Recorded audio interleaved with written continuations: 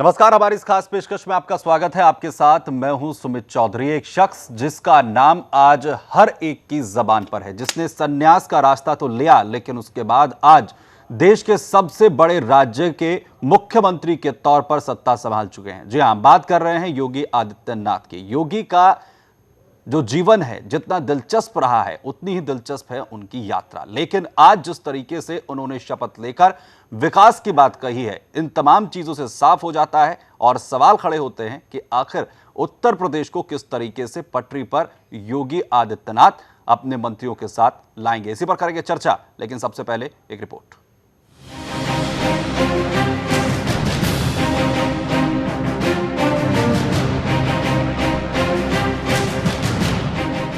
उत्तर प्रदेश में योगी युग की शुरुआत हो गई है।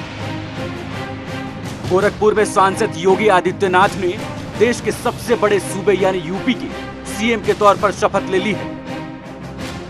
शपथ समारोह में PM Narendra Modi, BJP president Amit Shah और पार्टी के कई सीनियर लीडर लखनऊ पहुंचे। मंच पर अखिलेश यादव और मुलायम सिंह भी मौजूद रहे। योगी आदित्यनाथ यूपी के 21वें मुख्यमंत्री बन गए हैं। कुल 46 मंत्रियों ने शपथ ली। केशव प्रसाद मौर्य और दिनेश शर्मा भी उप मुख्यमंत्री होंगे। पहली बार ऐसा है कि पार्टी 2 उप मुख्यमंत्रियों को भी नियुक्त किया है। हालांकि इसकी नियुक्ति पर योगी आदित्यनाथ का कहना है कि मुझे प्रदेश की व्यवस्था को दुरुस्त करने के लिए 2 सहयोगियों की जरूरत पड़ेगी, लेकिन इसके पीछे के सियासी समीकरण भी हैं। केशव प्रसाद मौर्य ओबीसी वर्ग से आते हैं, जबकि दिनेश शर्मा ब्राह्मण समाज से आते हैं। लिहाजा दोनों ही नेताओं के जरिए पार्टी प्रदेश में ओबीसी और ब्राह्मण वर्ग को साधने की कोशिश कर रही है। वहीं राजनाथ सिंह के बाद योगी आदित्यनाथ पहले ऐसे मुख्यमंत्री हैं जो ठाकुर हैं। योगी आदित्यनाथ को प्रदेश में हिंदूवादी चेहरे के तौर पर देखा जाता है। योगी आदित्यनाथ को छोटे महंत के नाम से भी जाना जाता है। इसके साथ ही लव जिहाद, पाकिस्तान और कराना पलायन जैसे मुद्दों पर योगी आदित्यनाथ अपनी अलग राय रखते हैं। 45 साल की योगी प्रचंड जनादेश वाले सूबे के पावरफुल सीएम होंगे, इसकी झलक नाम पर मुहर लगाते ही दिख गई। जब शपथ से पहले ही योगी एक्शन में आ गए, मनोनीत सीएम ने कल रात यूपी के मुख्य सचिव और डीजीपी को न सिर्फ तलब किया बल्कि ताक़त के जश्न में उपद्रव बर्दाश्त नहीं करेंगे। विवादित बयानों का पिटारा लेकर चलने वाले योगी की यह नई शुरुआत है। योगी आदित्यनाथ के साथ 22 कैबिनेट मंत्रियों ने भी शपथ ली। इसके अलावा 9 राज्य मंत्री और 13 राज्य मंत्रियों ने भी शपथ ली।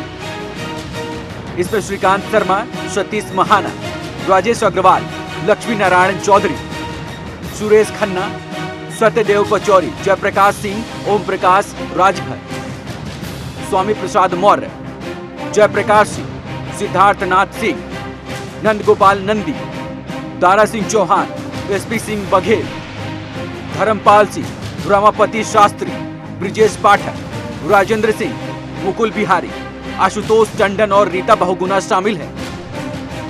मंत्रिमंडल में रीता बहुगुणा समेत 5 महिलाएं शामिल हैं। योगी ने अपनी टीम में एक मुस्लिम पूर्व क्रिकेटर मोहसिन रजा को भी शामिल किया है। इसके अलावा मंत्रिमंडल में एक सिख और एक यादव को जगह दी गई है। बता दें कि अखिलेश मंत्रिमंडल में 15 मुस्लिम शामिल थे। दूसरी पार्टियों से बीजेपी में आए 7 नेताओं को कैबिनेट में जगह मिली। स्वामी प्रसाद मौर्य बीएसपी छोड़कर आए, रीता बहुगुणा जोशी कांग्रेस छोड़कर आए, दारा सिंह चौहान बीएसपी छोड़कर आए, एसपी सिंह बघेल सपा छोड़कर आए, ब्रिजेश पाठक बीएसपी छोड़कर आए, लक्ष्मी नारायण चौधरी बीएसपी छोड़कर आए, नंदगोपाल नंदी कांग्रेस छोड़कर आए। यूपी में जिस तरह से मतदान हुआ उसे देखते हुए बीजेपी का मानना है कि यह मतदान जाति और संप्रदाय से ऊपर विकास की राजनीति को दिया गया है। जिस तरह से सपा और बसपा के जातीय समीकरण को भाजपा ने ध्वस्त किया है, उसे देखते हुए पार्टी के हौसले काफी बुलंद हैं। हालांकि पार्टी के भीतर एक तबका ऐसा भी है जिसका मानना है कि योगी आदित्यनाथ को सीएम चुना जाना जनमत का सम्मान है।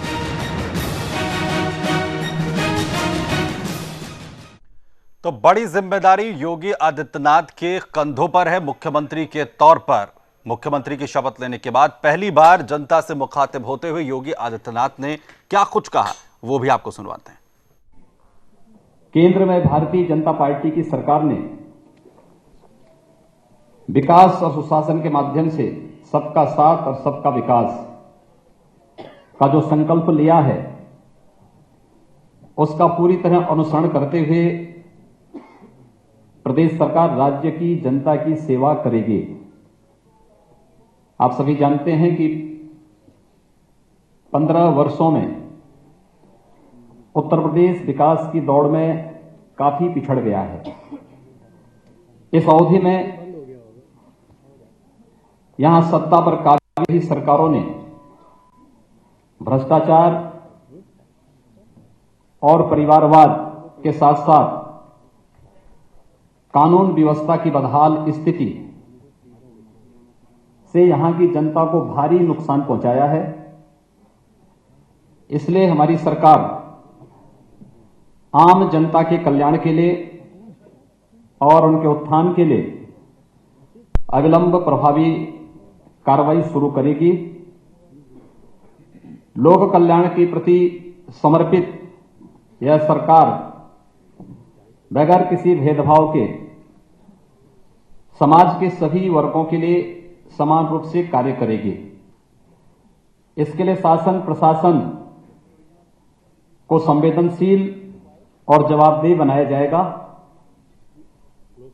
भोजन, आवास, सड़क, पेयजल, शौचालय जैसी बुनियादी आवश्यकताओं की पूर्ति के साथ साथ उत्तर प्रदेश की कानून व्यवस्था चाक चौबंद रखने के लिए सरकार निरंतर पूरी सजग तरीके से कार्य करेगी। प्रदेश में शिक्षा का उन्नयन, युवाओं के लिए रोजगार के अवसरों में वृद्धि, आम जनता को स्वास्थ्य और परिवहन की अच्छी सुविधा प्राप्त हो, भारतीय जनता पार्टी की यह सरकार इस दिशा में ठोस प्रयास करेगी। समाज के गरीब, दलित एवं पिछड़े वर्गों के कल्याण के लिए विशेष प्रयास किए जाएंगे। हमारे प्रदेश की आबादी का एक बड़ा हिस्सा ग्रामीण इलाकों में रहता है। अपनी आजीविका के लिए उन्हें खेती पर निर्भर रहना पड़ता है। इसे ध्यान में रखते हुए राज्य सरकार यह सुनिश्चित करेगी कि कृषि ही प्रदेश के विकास का आधार बने। कृषि, किसान तथा खेतीहर मजदूर, इन तीनों के विकास के लिए हर स्तर पर प्रयास किए जाएंगे। प्रदेश सरकार महिलाओं के सशक्तिकरण, उन्हें समान अवसर देने के लिए हर संभव प्रयास करेगी। महिलाओं की सुरक्षा, सशक्तिकरण और सम्मान के लिए कोई कोर कसर बाकी नहीं रखेगी। पूर्ववर्ती सरकारों के बदहाल शासन का खामियाजा प्रदेश की युवा पीढ़ी को भुगतना पड़ा है। युवाओं को गुणात्मक शिक्षा सुलभ हो तथा कौशल विकास के माध्यम से उन्हें रोजगार के सुगम अवसर प्राप्त हों, इसके लिए भी प्रदेश सरकार पूरी संवेदनशीलता से कार्य करेगी। सरकारी नौकरियों की भर्ती प्रक्रिया को भ्रष्टाचार विहीन एवं पारदर्शी बनाया जाएगा। निवेश को बढ़ावा देते हुए राज्य का संतुलित औद्योगिक विकास भी किया जाएगा। इसके माध्यम से जहां एक ओर प्रदेश को आर्थिक विकास होगा, वहीं दूसरी ओर हमारे नौजवानों को राज्य में ही रोजगार के अवसर प्राप्त होंगे। और अंत में मैं एक बार पुनः इस बात का विश्वास दिलाना चाहता हूं कि उत्तर प्रदेश में परिवर्तन लाने का जो जनादेश भारतीय जनता पार्टी की सरकार को प्राप्त हुआ है, उसके सकारात्मक परिणाम अति शीघ्र दिखने लगेंगे। आप सब ने आज नए मंत्रिमंडल के शपथ ग्रहण समारोह के आप सब साक्षी रहे हैं। हम लोगों ने सबका साथ और सबके विकास की बात कही थी। मंत्रिमंडल के शपथ ग्रहण समारोह में आपको वह दृश्य दिखाई दिया होगा। आप सबको बहुत बहुत धन्यवाद। अब की बारी योगी सरकार, अब की बारी योगी सरकार, अब की बारी योगी सरकार, अब की बारी योगी सरकार। भगवे की है उठी सुनामी, संग में यूपी डोली है। तो उत्तर प्रदेश के सीएम योगी आदित्यनाथ, जिनका कहना है कि सबका साथ सबका विकास को लेकर, कानून व्यवस्था को लेकर या तमाम वो कमियां जो उत्तर प्रदेश में आज भी जनता को भुगतनी पड़ रही हैं, उन तमाम चीजों को दूर किया जाएगा। पहली बार मुख्यमंत्री की शपथ लेने के बाद जनता से मुखातिब यहां पर योगी आदित्यनाथ हुए हैं। लेकिन योगी आदित्यनाथ का उत्तर प्रदेश में सीएम बनना कितने मायने रखता है और क्या कुछ उत्तर प्रदेश की जनता की अपेक्षाएं हैं और किस तरीके से उन्हें पूरा किया जाएगा, इसी पर चर्चा करने के लिए खास मेहमान हमारे साथ मौजूद हैं। हमारे साथ महाराज यति नरसिंहानंद सरस्वती जी मौजूद हैं, जो राष्ट्रीय संयोजक हैं अखिल भारतीय संत परिषद के। बहुत बहुत स्वागत महाराज जी आपका। जी धन्यवाद। हम तमाम तरीके की जो चर्चाएं चल रही हैं, जो तमाम डिबेट्स चल रही हैं, जिसमें कहा जा रहा है कि क्या कुछ होगा उत्तर प्रदेश के अंदर योगी आदित्यनाथ के सीएम का पदभार संभालने के साथ साथ, इन तमाम चीज़ों से इतर एक सवाल जो अब कहीं ना कहीं उत्तर प्रदेश की जनता के या फिर वो तमाम लोग जो उत्तर प्रदेश से कहीं ना कहीं ताल्लुक़ रखते हैं या इस देश के हर उस शख्स के जहन में है जो उत्तर प्रदेश को बेहद करीब से जानता है या उसे समझना चाहता है, योगी आदित्यनाथ का सीएम पद संभालना संत समाज किस नज़र से देखता है, कितना उनका मायने रखता है आज के संदर्भ में? देखिए, आज के संदर्भ में संत समाज इससे बहुत उत्साहित है। आचार्य चाणक्य के बाद, आचार्य चाणक्य जो सम्राट चंद्रगुप्त के गुरु भी थे और उनके महामंत्री भी थे जी। आचार्य चाणक्य के बाद ये दूसरा सन्यासी है जो इतने महत्वपूर्ण पद पर पहुंचा है जी। देखिए, हमारे देश की राजनीति में यह माना जाता है कि देश के प्रधानमंत्री के बाद दूसरा महत्वपूर्ण पद यदि कोई है तो वो उत्तर प्रदेश के मुख्यमंत्री का है। आज एक सन्यासी, आज एक महंत, आज एक योगी, आज एक सच्चा साधु आज उस पद तक पहुंचा है, तो संत समाज इसे एक बहुत ही गौरवशाली क्षण के रूप में देख रहा है। और संत समाज जो राजनीति से बहुत निराश हो चुका था, जो राजनीति से बहुत हताश था, जो राजनीति को एक तरह से एक गंदी जगह समझने लगा था और एक जिससे किनारा करने लगा था, आज संत समाज के मन में ये अवधारणा जागी है, ये आशा जागी है, उम्मीद जागी है कि अब धर्म के लिए भी कोई करने वाला, कोई हमारी सुनने वाला, आज कोई महत्वपूर्ण व्यक्ति आज उत्तर प्रदेश का मुख्यमंत्री बना है। जी, अपने दर्शकों हम यहाँ पर बता दें कि महाराज जी जो हैं वो सहयोगी रहे हैं और बेहद करीब से जानते हैं योगी आदित्यनाथ को, और इसीलिए उनसे ये समझना ज़्यादा बेहतर है कि किस तरीके से जो है सीएम के तौर पर योगी आदित्यनाथ उत्तर प्रदेश में जो है अपनी भूमिका को निभाने वाले हैं। महाराज जी, अगर बात करें यहाँ पर उन तमाम चीज़ों की कि योगी आदित्यनाथ के सामने क्या कुछ चुनौतियाँ हैं, इसके उलट जो मैंडेट मिला है उसके साथ साथ क्या कुछ अपेक्षाएं, क्योंकि लगातार जो है मांग जो थी, हमने अगर इंटरनेट की बात करें, सोशल मीडिया पर जो है सबसे ज्यादा जो नाम सामने आ रहा था, जिसके समर्थन में लोग थे सीएम के तौर पर, उसमें योगी आदित्यनाथ का नाम था। कितनी अपेक्षाएं जो है लोगों को होगी इनसे? देखिए, ये उत्तर प्रदेश की बात नहीं है, पूरी दुनिया में जहां भी कहीं हिंदू रह रहा है, जहां भी कोई हिंदू है जिसे सनातन धर्म से लगाव है जी। आज उसके घर में दिवाली मन रही है, आज उसके घर में त्योहार मन रहा है। मेरे बहुत सारे साथी अमेरिका में रहते हैं, कुछ मेरे साथी लंदन में रहते हैं, जो हम लोग साथ पढ़े थे, लड़के सब चले गए, मैं यहां आ गया, सब लोग दुनिया के दूसरे कोने में चले गए। तो आज सब लोगों के मैसेज आ रहे हैं, लोग समझते हैं कि एक साधु होने के नाते मुझे इस क्षण का गौरव, और मुझे है भी, योगी जी का उत्तर प्रदेश का मुख्यमंत्री बनना ये गौरव का ऐसा क्षण है जिसे हर सन्यासी आज महसूस कर रहा है। तो ये केवल योगी जी से जो अपेक्षाएं, ये उत्तर प्रदेश की जनता की नहीं है, सनातन धर्म से जुड़े हुए हर व्यक्ति की, और मैं तो कहूंगा हर उस व्यक्ति की जो भारत की धरती के प्रति वफादार है, आज योगी जी के मुख्यमंत्री बनने से उत्साहित है। और ये चीज है जो योगी जी की जिम्मेदारी को बढ़ा देती है। लेकिन आज जिम्मेदारी योग्यतम व्यक्ति को मिली है उत्तर प्रदेश की राजनीति में, बल्कि पूरे उत्तर प्रदेश में, संपूर्ण उत्तर प्रदेश में इससे ज्यादा योग्य व्यक्ति आज सीएम के लिए कोई हो नहीं सकता। एक ऐसा व्यक्ति जिसकी व्यक्तिगत कोई भी जरूरत नहीं है, जिसकी व्यक्तिगत कोई भी आकांक्षा नहीं है, जिसमें व्यक्तिगत कोई भी कमी ढूंढी ही नहीं जा सकती, एक ऐसा व्यक्ति जो हर भौतिक कामनाओं से परे है, आज इस उत्तर प्रदेश का मुख्यमंत्री बना है। ये सौभाग्य की बात है पूरे उत्तर प्रदेश के लिए। जी, तो उत्तर प्रदेश के लिए सौभाग्य की बात है और क्या कुछ जिम्मेदारियां जो हैं यहां पर हैं, लेकिन इसके उलट एक छोटा सा ब्रेक हम यहां पर लेंगे और महाराज जी से यह भी जानेंगे कि क्या ऐसी चीज है जो योगी आदित्यनाथ के बारे में वो जानते हैं और जो आज तक कोई नहीं बता पाया। छोटे से ब्रेक में फौरन हाजिर होते हैं।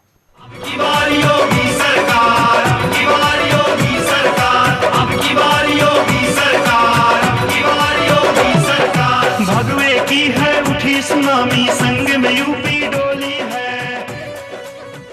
अब की बारी योगी सरकार, अब की बारी योगी सरकार, अब की बारी योगी सरकार, अब की बारी योगी सरकार। भगवे की है उठी सुनामी, संग में यूपी डोली है।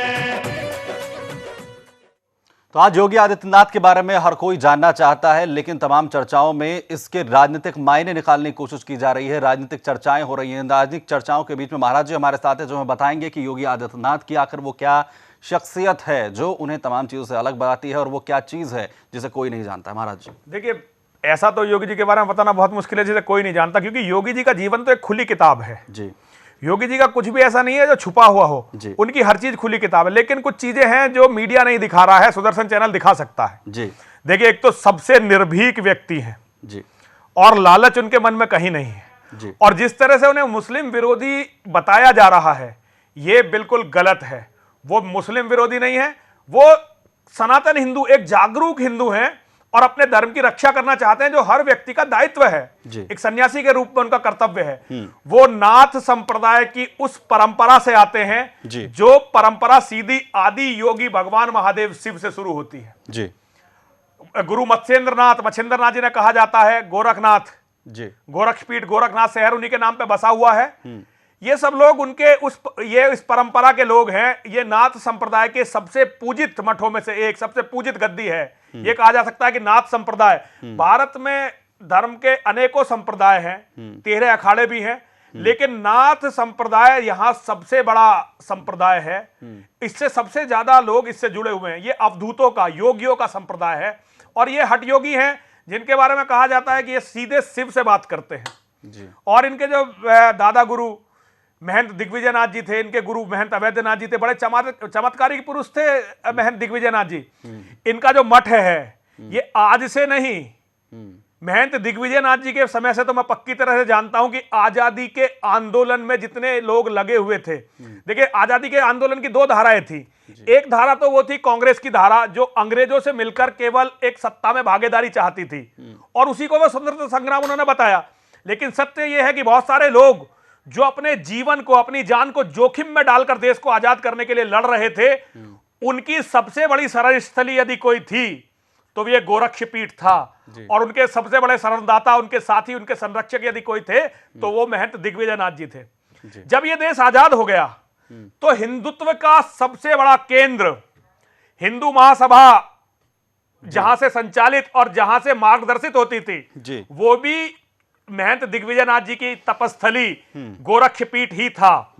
सावरकर जी के बहुत बड़े मित्र कहूं, साथी कहूं, मार्गदर्शक कहूं, गुरु कहूं, बहुत आध्यात्मिक संबंध वीर सावरकर जी से था। जो सारे क्रांतिकारी, यहां तक कि सुभाष चंद्र बोस जी के, नेताजी सुभाष चंद्र बोस जी के भी प्रेरणा स्रोत थे, सावरकर जी के साथी और प्रेरणा स्रोत रहे हैं महंत दिग्विजयनाथ जी। और हिंदुत्व का तो वो शिखर पुरुष थे। तो उनके जो ये योगी जी हैं तीसरे, उसके बाद दिग्विजयनाथ जी के बाद उनके गुरु अवैधनाथ जी और अब योगी जी। तो योगी जी के बारे में जो कहा जा रहा है, मैं एक वाकया जो बिल्कुल सत्य है योगी जी का, वो बताना चाहता हूं। देखिए, डेनमार्क में एक कार्टूनिस्ट ने कोई कार्टून बनाया, मुझे पता नहीं वो क्या कार्टून था, लेकिन उसके बारे में बड़ा बवाल कटा। और दुनिया में सबसे ज्यादा बवाल जिस जगह कटा वो था भारतवर्ष। अलग अलग शहरों में लाखों की तादाद में मुसलमान इकट्ठे हुए और मुसलमानों ने कहा कि भाई हम ये कर देंगे, वो कर देंगे। यहां एक सरकार, बसपा की सरकार थी तब, एक याकूब कुरैशी नाम का मंत्री था। उस मंत्री ने कहा कि जो डेनमार्क के कार्टूनिस्ट को मारेगा मैं उसे 51 करोड़ रुपए दूंगा। उसने ऑफिशियल कहा 2 लाख 2.5 लाख लोगों की भीड़ में। गोरखपुर में भी मुसलमानों ने ऐसा प्रदर्शन करना चाहा, लेकिन उन्हें पता चला कि योगी जी की जो एक संस्था है जो योगी जी के मार्गदर्शन बल्कि संरक्षण में चलती है, हिंदू युवा वाहिनी, उन्हें लगा कि हिंदू युवा वाहिनी के लड़के उनके इस प्रदर्शन को रोक सकते हैं। तो उनका एक प्रतिनिधि मंडल योगी जी के पास गया।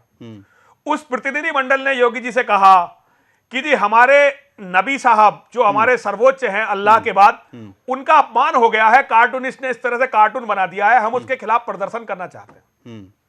योगी जी ने कहा ये तो बड़ी अच्छी बात है, आपके धर्म का अपमान हुआ, नहीं होना चाहिए। लेकिन एक बात बताओ, एक मकबूल फिदा हुसैन नाम का आपका एक मुस्लिम है जो रोज हमारी भारत माता के नग्न चित्र बनाता है, जो हमारी देवताओं के देवियों के नग्न चित्र बनाकर हमारे धर्म के अपमान करता है, उसका क्या होगा जी।